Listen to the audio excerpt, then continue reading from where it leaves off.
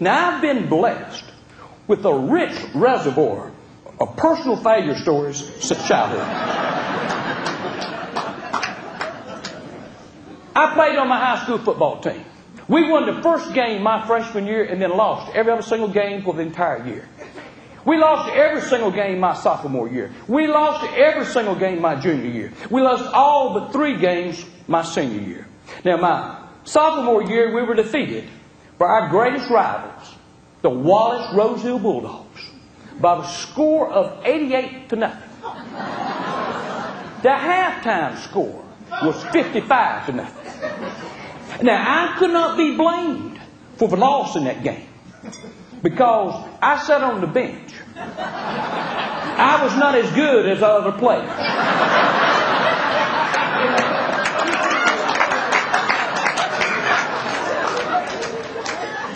I was also plagued with accidents as a child.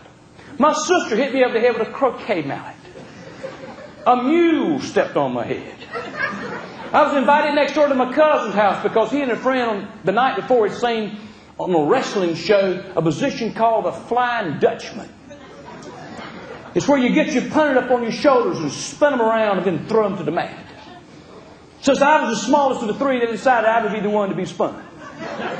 The plan was to put me up on one of the boys' shoulders, spin me around, and throw me on the bed. So they get me up, and we're not talking about professionals here. He goes into the spin, and I was a little bit too much weight, and he swings my head into the corner of the chest. 4 stitches.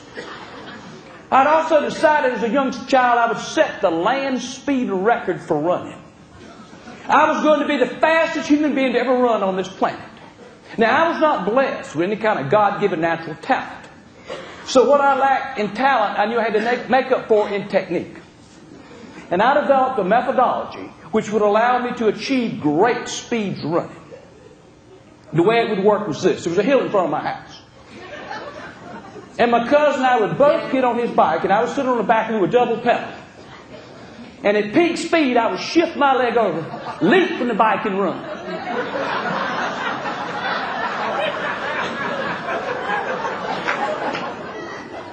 Well, this was working better than you might imagine. I could pick them up and put them down. Well, this particular day, I was barefooted. So we were coming down the hill, and at peak speed, I shifted over to make my grand leap. And when I did, I heard the brakes lock down. I thought, why is he stopping? And I looked down, and my right foot had shifted between the spokes. 9 stitches. Also, I was to be in the King Arthur play. And a friend of mine came over and he made a shield out of plywood.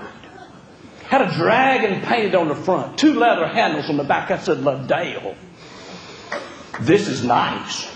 This is real nice. He said, you want me to make you one? I said, yes. He said, come over to my house.